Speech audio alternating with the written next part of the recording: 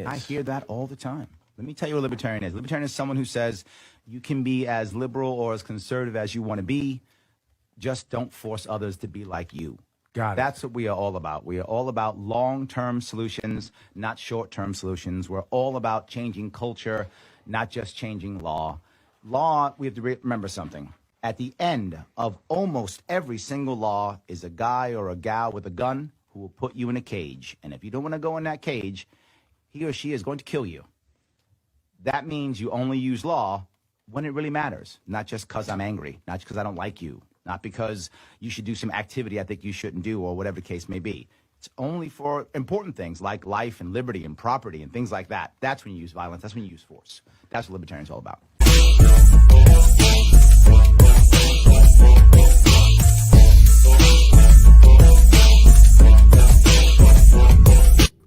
Yes, I'm here. I'm back. That guy's pretty smart. It's Larry Sharpe here, drinking coffee live with libertarians. And I have with me today the amazing, the awesome, my friend, Mike Shipley. How are you, sir? Hey, I'm fantastic. How are you? Thanks for having me on.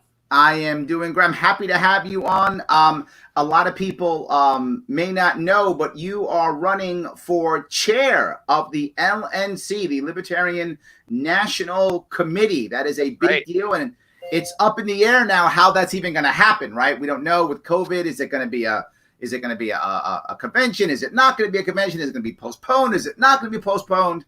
It's all over the place. But I have a kind of, I think, a more important question. I think most people want to know. You have been an activist. You have been around the party for years.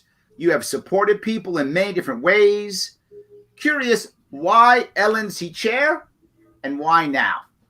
Sure. So one of the probably primary reasons, and of course I'm a human and I'm complex, and there are all kinds of reasons I could give you that are important to me, but sort of, I guess, structurally within the party right now, we're coming on the heels of the success of this bottom unity campaign, which is the idea that left and right libertarians have more in common than we have differences, and that an anti-authoritarian united front against the state would obviously be a very powerful progression in, the political landscape, right? It changes the game.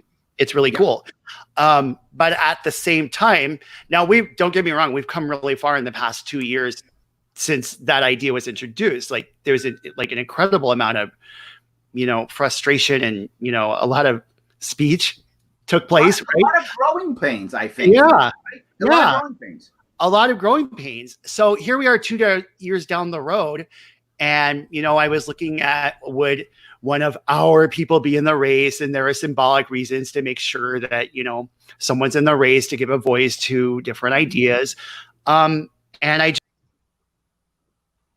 think I just lost him. I lost Mike Shipley. Well, the funny thing, I'm sure he'll be right back on. The funny issue here is when you're dealing with the bottom up unity, I'm a big fan, right?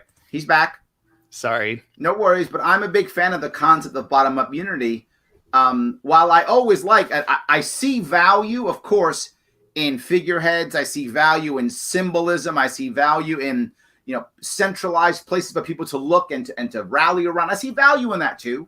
But at the same point, that if you don't have any bottom up anything, I mean, that's when it becomes cult, right? It becomes cult of personality. It becomes all the things that we don't want it to become. Sure. And so when I was thinking about those challenges and how I hoped, like the hopes that I have for that foundation to really grow strong, there are moments where we see that, like, just underneath bottom unity, there's still quite a bit of, and it's completely understandable that there's kind of a long-standing mistrust there between left and right libertarians. And I wanted to use my voice to really strengthen it as much as I can. I just, from navigating all those conversations, I've developed a vocabulary. The chair is kind of an illusion in a sense. Like, technically, they're not supposed to have a lot of power per se, but people pay attention to what they say. Yes, absolutely. Considered an influential one. And I thought now was the right moment to give it a shot and see if the party wants to kind of, grow into bottom unity in the most healthy and, productive and mutually trustworthy way. Well, let me let other people know, if you like this, please like, comment, and share. Let people know that we're on talking about this. Let people know the Libertarian Party is talking about bottom-up unity and connecting left and right libertarians, which people outside the party don't even know that exists, right? People in the party know very well that exists. People outside the party, not so much. They don't really always know. And if you want any more information on what Mike was talking about, please head to his Facebook page, Mikester for Liberty. That's his Sure.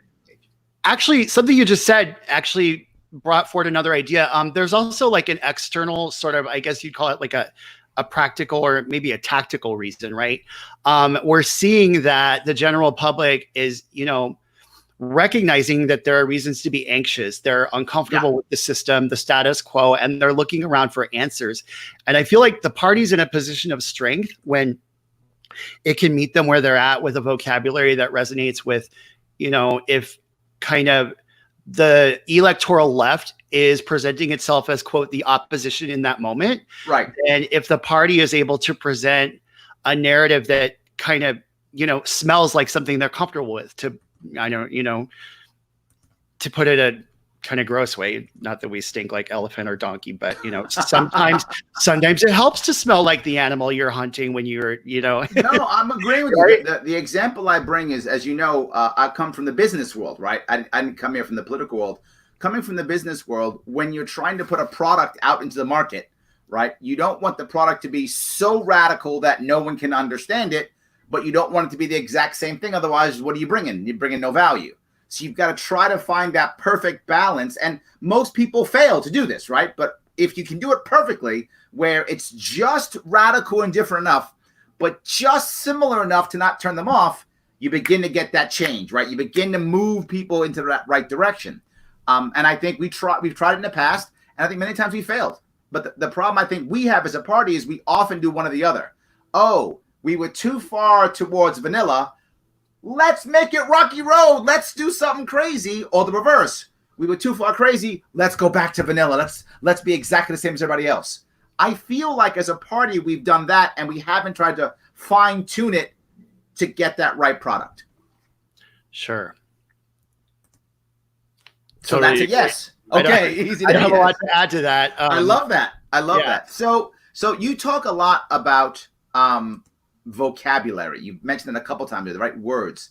Some pieces you brought up to me, this is several years ago, you brought up the idea of a GSM community versus an LGBTQ community, right? The idea of gender and sexual minorities versus what some people call literally the alphabet, because there are so many they're adding, right? It's become almost the LGBTQ plus has become almost a meme in a way, right? Almost a joke because there's so many letters, right? Right. So it really has a problem. Your idea of GSM to me, I loved, and I've been trying to. That to me feels much more inclusive without having to add any extra letters, and it's inclusive by default. It puts more people into that because many of us have some gender or sexual minority ourselves, right? So we're able to be much more inclusive. The problem I've had with it is just making the change, right?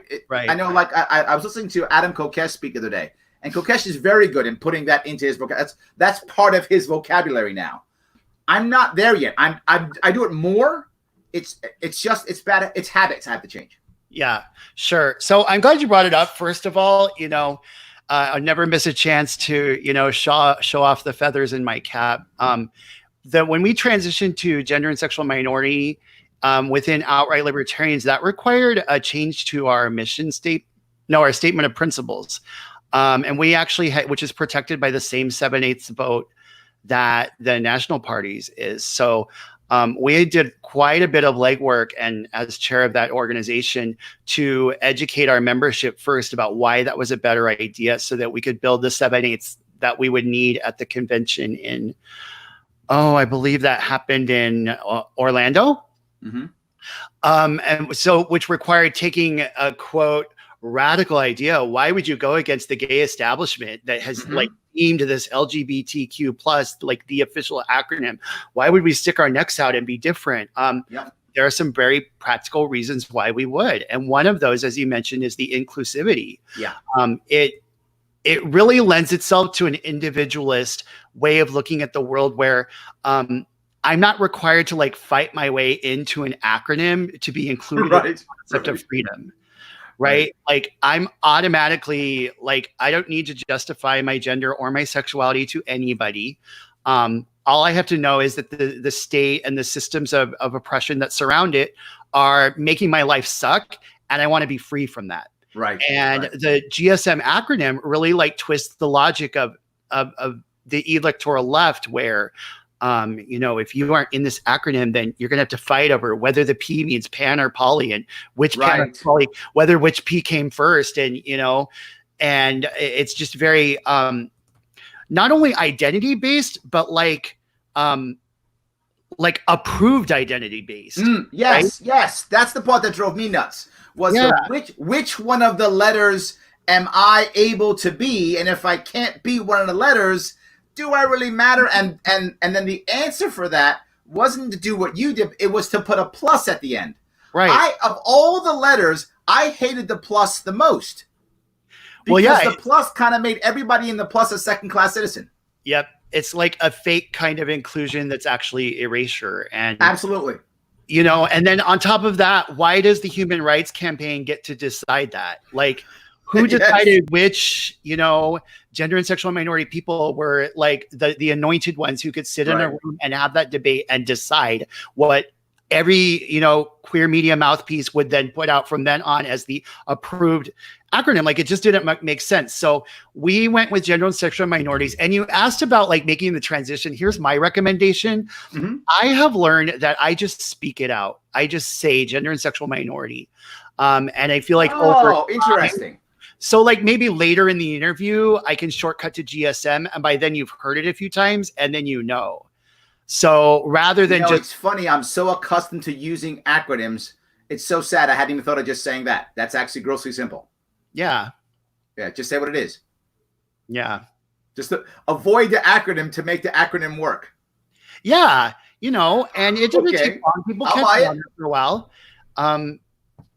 Yeah. I don't know. That really is one of my like early, it's almost like a precursor to bot immunity, right? It's like looking at the way that the political system breaks us up into chunks and divides us to maintain its own power, and then finding ways to overcome that and realign. And that's like one of my specialties. So I'm pretty proud of that.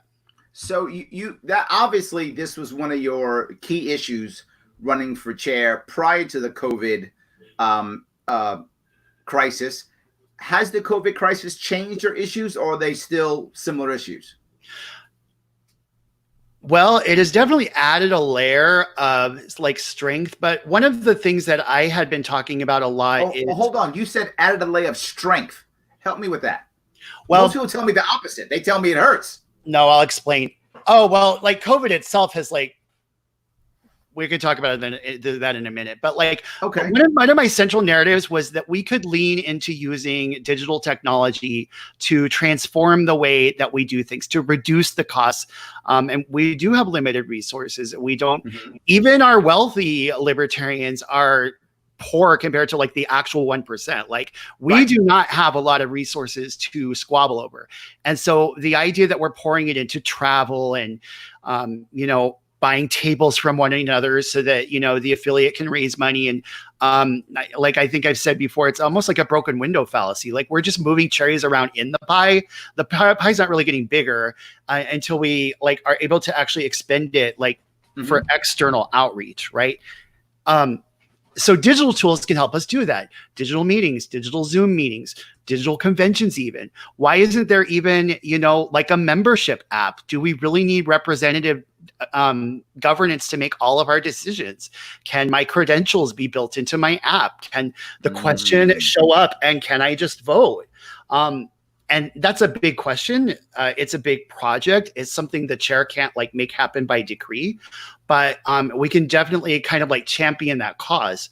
Well, no, I like what you're saying, because you're saying that the COVID virus makes us actually more open to that, right? Now we kind of have to do it. That's where you're going, the strength piece. So you're actually saying that you can take the the pain and devastation that the COVID crisis is, and turn it and pull something good out of it, and saying this is something that we could use to actually not just for us to function better within the virus, but to function better even after, and to have more unity even afterwards. Sure, absolutely. And if you think about like, that was, I'm not going to call it unpredictable because like history shows pandemics happen, but I don't remember one of this scale in my lifetime.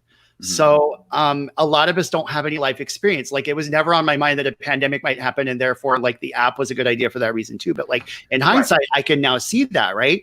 Right. What kind of an evolutionary development for humanity would it be to have tools that can like, I mean, I don't know what else. Are we going to get invaded by space aliens? Maybe that's a stretch, but you know what I mean? Like something I can't imagine right now. Right, sure. And it turns out, oh, I'm so glad we have this app so we can instantly get on there and make a decision on how to like, beat the aliens fast. You know what I mean? Fight the aliens. I'm with you. Right. And I want to make another sort of like, in terms of electoral politics, we know that, don't get me wrong, the Constitution was a huge leap forward 300 years ago, but we have new tools. We have new ways of operating. Maybe we don't need an easily corruptible Congress to make all of our decisions. If the Libertarian Party can iron out what self-governance looks like through a technology like an app, there's no reason we can't introduce that to society and like navigate forward. Like in other words, like transformational like steps forward, they don't have to look like bloody revolutions and like tearing it all down and then suffering through a long range like period of rebuilding, and who knows who's going to grab power in the vacuum and all. Like those are really risky. Like I don't know, like I don't think we need to go there if we don't have to, right? But right. Sure. There are new ways of doing things that we can like pioneer and then bring to the public. And if we start winning majorities in the Congress, we can implement them in a very structured sort of I'll go one step further, Mike. I don't think we even have to win majorities in Congress. I think with the way the way most houses are, particularly ours at the federal level, but even at many state levels, they're relatively even, in many places. So if we just got, 10%, we're the swing vote. That actually, yeah, good point. Excellent point. So we could actually start making change at just having 10% of most houses in the country, right? Right. We could make change. Some are, more lopsided than others, but several states, if we had 10 people in their assembly or 5 people in their Senate, we would literally be the swing vote within a given state. Right. That's a great point. And can you imagine, like the public would love us if we were able to say all of this corruption can be swept away with this app. Let's just move towards this app. And now you've got your citizenship app. And when they're voting on, whatever it is, and like, don't get me wrong, there are some additional hurdles to overcome that like people don't start voting like really grossly statist things in. But sure. But they're doing it now, Mike. They're doing it now. That's the thing. They're doing it now. Yes.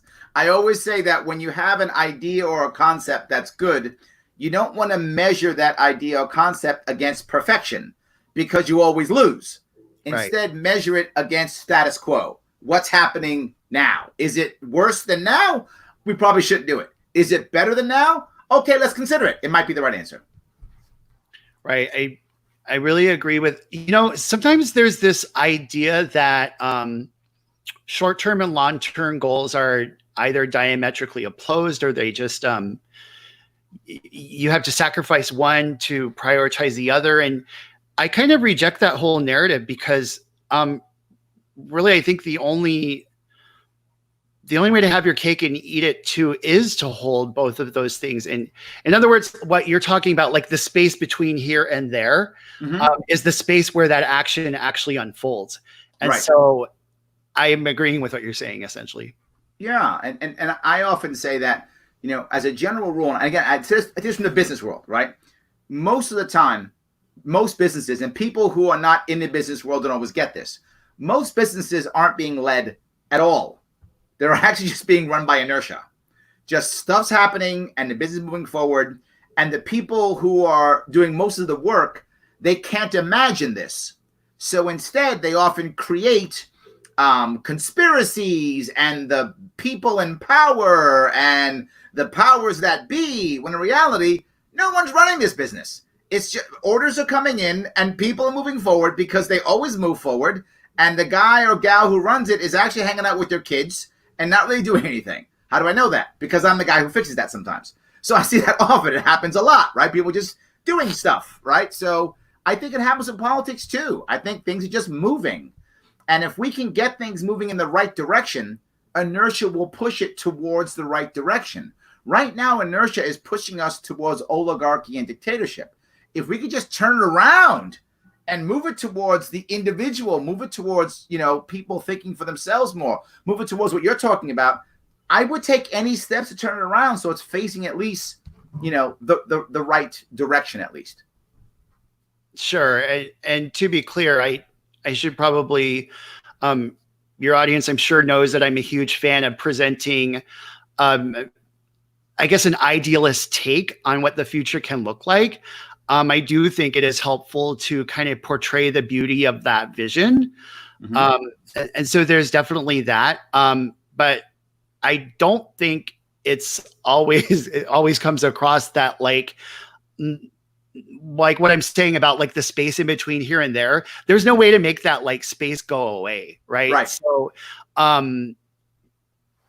I don't think there's a disconnect there is my point. I'm with you, right? The idea that we're presenting something, perfect or magical is not a bad idea at all. I mean, this is why a lot of people got elected. Remember, Obama got elected on the idea of hope and change. It was going to be perfect and wonderful, right? That's a critical piece on why I got elected.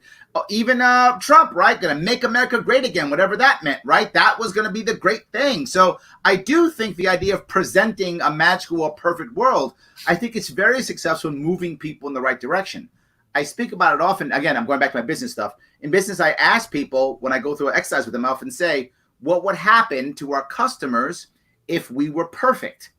And they laugh and go, what do you mean? I said, just pretend. Just go in my fantasy world for a minute. And what would happen if we were perfect? And that exercise will very often get people thinking about what is the perfect world. Mm-hmm. And then they ask me, why do I do that? Because if we know what perfection is, at least we can aim for it. And if we aim for perfection, we'll get excellence.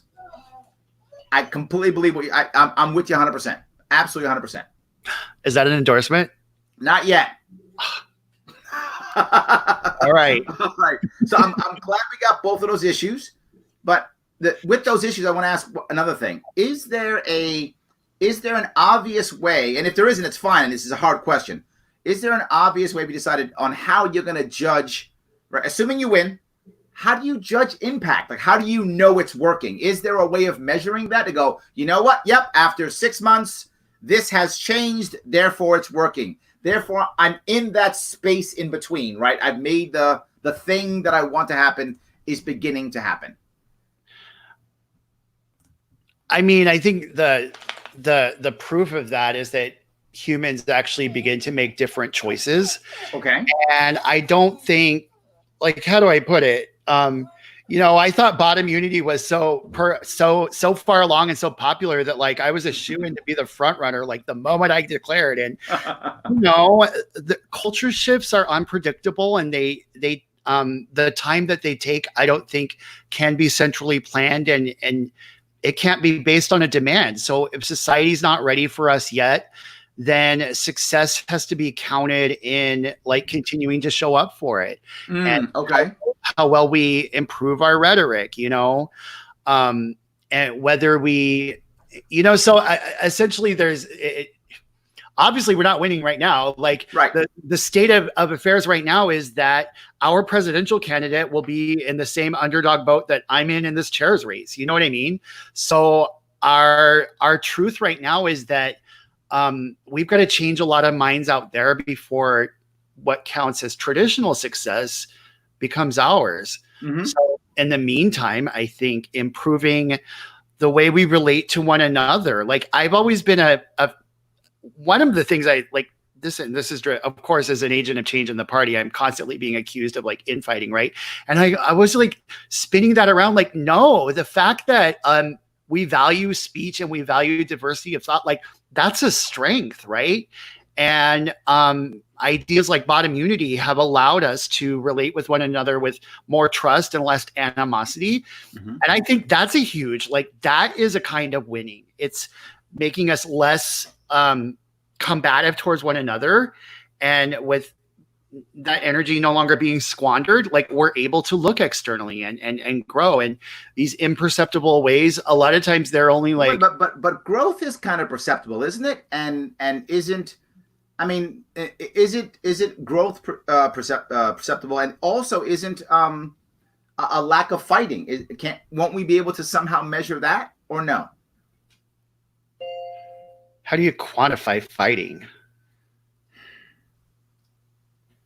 You know what? Here's what I would say. No, it's good. It's a good question. And here's how I would say it: Has fighting, do we have less fighting since World War II, as an example, meaning physical bombing and people, right?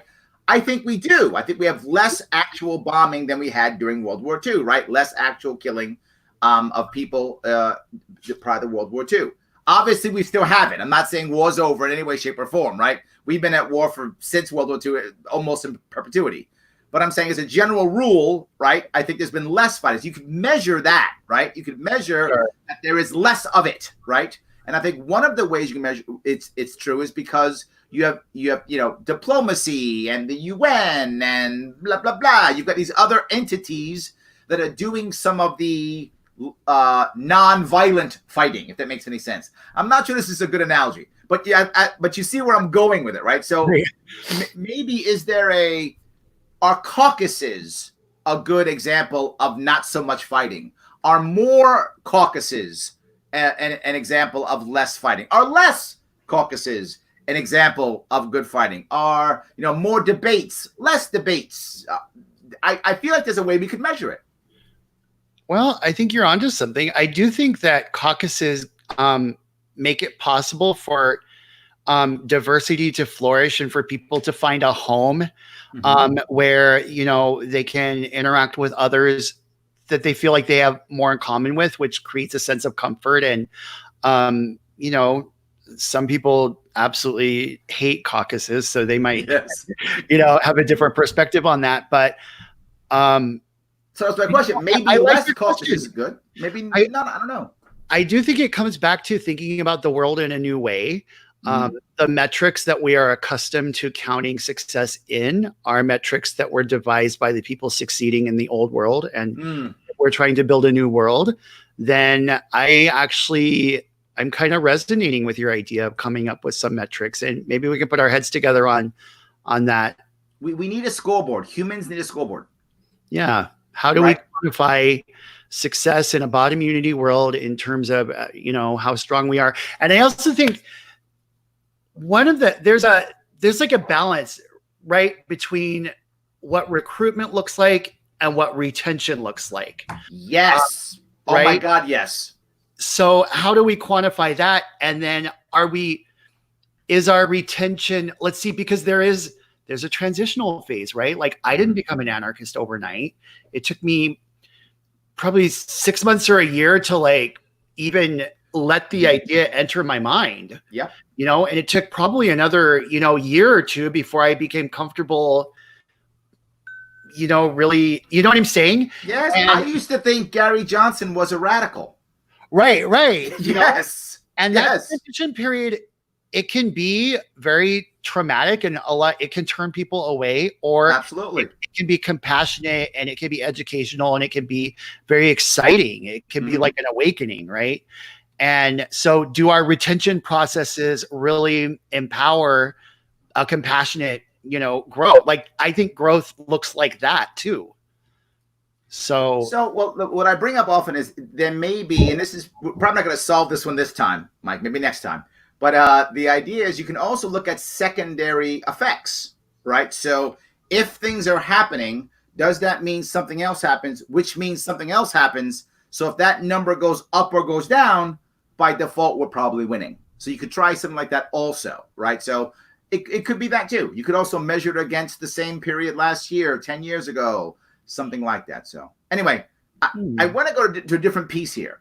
Okay. And it's similar, but also different. And that is, right now, people are afraid. They were afraid in 2016 that, if the Republicans won, then the world was going to end. The Democrats won, and the world was going to end. Now they're actually watching the world end around them. On CNN, there's literally a body count of all the people who are dying of the COVID-19 virus. Trump is yelling he's perfect and right. The Democrats are yelling he's evil and the worst. There's a lot of people who are afraid. And when people are afraid, they tend to make bad decisions. And they also tend to rush to their corner, right? So if I'm afraid and I lean left, I run to Biden. He's my hero. He's going to save me. If I lean right, I rush to Trump. He's my hero. He's going to save me. How does this party get around that, particularly if at all possible, this year? This is a question I ask a lot of people. It's a hard one to answer. Do you have any ideas? I mean, I'm just going to freeform on this because I don't think there's a single, but there's almost like a cosmic or metaphysical duality between fear or love, right? And am I going to operate from a place of love in my heart? Or am I going to let the fear overtake me and begin to behave from my animal impulse? And I think one of the first things to do is kind of like stop and pause and like validate the idea that fear is irrational. Let me say it. Fear can lead to irrational choices in the face of that fear, but the initial like observing the presence of a threat and that caution is warranted in the face of that threat. Like, I think that's a rational impulse, right? Absolutely. So first I would acknowledge that and not shame a person who is like gravitating towards the familiar simply as a fight or flight response. But then maybe like inhabiting that quote fear with the person, I'm uncomfortable too, because, political systems are in fact a life or death matter, because they do in fact have the power of life or death. And so death is obviously an undesirable outcome. And I share that survival instinct with you because I am human just like you. Right. So you're saying the first thing is not actually ignoring it, but actually accepting and embracing the fear and saying, I get it. That's what you're saying. I get it. I'm with you. I get it. I understand why you're afraid. You know what I'm afraid too.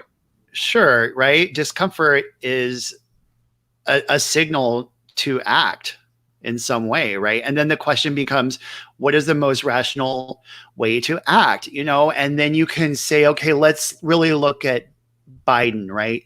Let's look at this reaction. In fact, when the familiar neoliberal establishment is able to put a sort of respectable, moderate face on the violence of the state, what we saw, for instance, after George W. Bush, is that it got worse.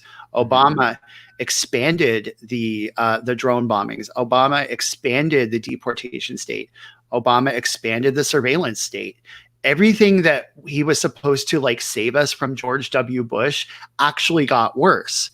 So if those are the things that I'm uncomfortable with, then yes, courage now looks like being afraid and acting anyway, right? Mm-hmm. Sure. And what that means is I have to turn away from the things that like the reality is nothing's going to change till people jump ship and turn away from the establishment. That's the big, catch 22. No one believes a third party can win, but a third party, they're right. It's a self-fulfilling prophecy as long as they keep voting for the duopoly. Right. So that is a longer conversation, I think, than you. No, but I love what you said. What we usually do is one of two things: yell at them and then somehow insult them, right? That's option one.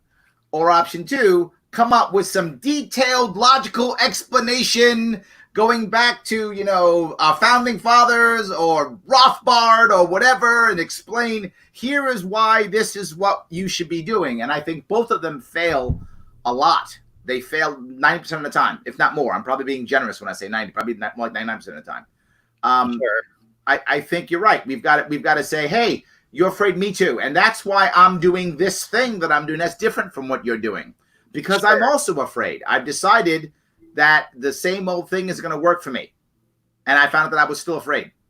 One more piece to this, I think I would maybe give some hope to libertarians who, you go out and you talk to a person over an outreach table and you have a conversation and maybe you feel like, oh my gosh, they're on the edge of it. And then you say one wrong thing and they start freaking out about like this other thing they're scared of. And you feel like you just lost all the ground that you gained. And my message to you would be like, don't lose hope in that, because exposure to that analysis over time, they will hear this message in different ways over time. And Absolutely. like, don't underestimate, like, to appeal to like a metaphor, like the way that a water carves out a canyon, like you're taking that one molecule away at a time. Don't expect it to look like a giant epiphany, over a pride table like that. No, I get it.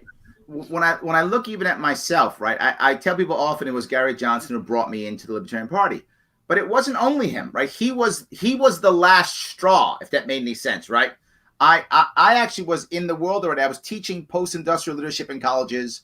I was already talking about the idea of individual volunteerism. That concept was there. I've been reading books by Robert Ringer, he's actually an objectivist. I'm not an objectivist, but that style of conversation, I was also reading that in the business world. So that was kind of already in my head a bit. To your point, I was completely disenchanted with Obama. I thought he was going to be something special, and I was very disappointed that he wasn't. So I was ready, if that made any sense, right? It was years of being prepared so that when I heard Gary Johnson speak, I was like, there it is. There it is. But if I hadn't had the other things in the past, it probably wouldn't have landed. So I'm agreeing with you completely. You want to be talking to people until eventually they get their moment, right? Whatever that moment is, and they go, that's what Shipley was talking about. I get it. I thought that guy was crazy. You know what? That guy's pretty smart. But maybe it's 3 years later, right, when they realize it. Was that an endorsement? That was not an endorsement. I love that. It's very good. Thank you. No, but the opportunity's hot. I appreciate that. But I want to touch something, if you don't mind, that was very moving for me. You and I chatted, I think it was in California, over breakfast. And you told me a story about I'm going to mess it up, so I'm going to ask you to tell it. But we were talking about the Gary Johnson bake the cake story idea of, should the Jewish baker bake the cake for the Nazi? And you brought up an idea about a drag queen or drag queens at a bar. Can you please share that story? Sure. So real quick, while I'm doing that, I can't figure out how to like drop a link to the people. So I'm just going to post this on my page. Okay. So while you're there, you can like the page. let me, this is what the page is at the bottom of the screen.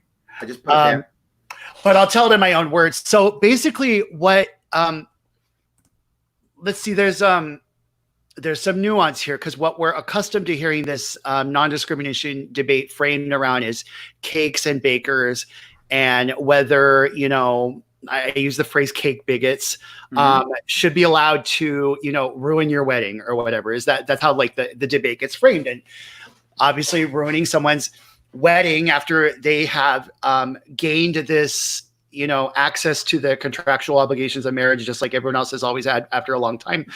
That's very disturbing. It's like not a winning narrative to say, right, oh, that cake bigot actually has the right to do that. And your choice is to walk away, sad and sit with that sadness. That's what freedom looks like for you. So bye-bye. Like, that's not. It's one of the reasons why Gary Johnson was against it. He felt that, right?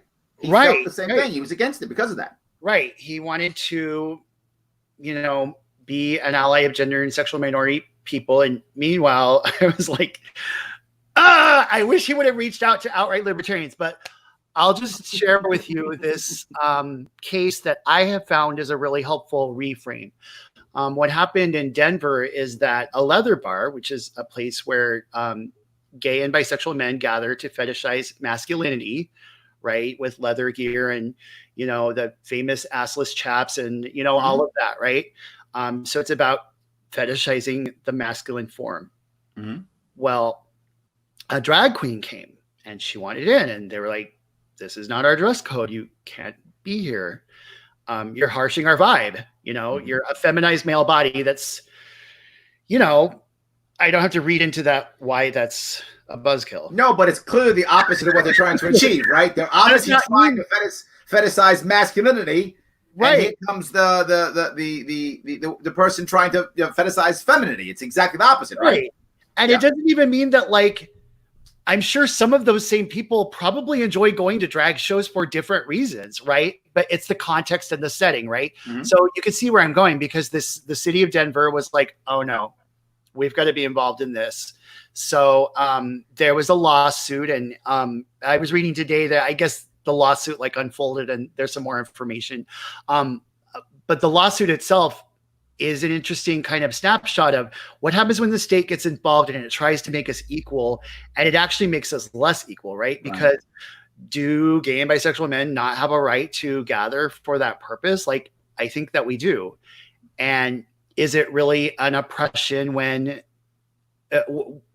is it more oppressive for them to keep a drag queen out, or is it more oppressive for the state to steal their resources for wanting to, right? Mm-hmm.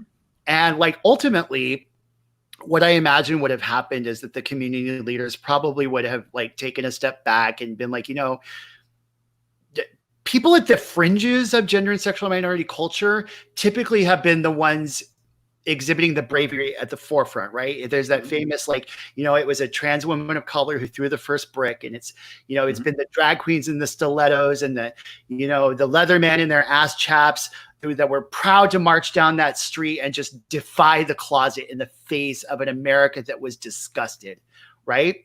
And having those personalities like come to terms with one another, like, I can imagine that unfolding like without the state getting involved, is my point, right? Yeah, no, I agree. They really wind up having a ladies' narrative, whatever, you know? Yeah. It totally changes the bake the cake narrative. It makes you think differently, right? Either way. And, you know, it changes my instinct, if that makes any sense, right? It changes my instinct. Like, I want things to feel fair, right? I want things to feel correct and not punishing people. But at one point, I find myself thinking both ways, right? Like, oh my God, what am I now starting to make this goes back to our LGBTQ piece, right? Am I deciding which minorities are the minorities I can support and which minorities are not the official ones that I really shouldn't support? I find myself having that same problem. Right. You know, another benefit of that reframe is that the cake examples wound up, let's see, there were cities where it happened where they had a non-discrimination ordinance and it got ugly that way. And then there were cities where, maybe I'm conflating two. My point is boycotts became a key sort of tactic in those struggles. And I'm totally fine with that. A successful boycott is leveraging market tactics for a win.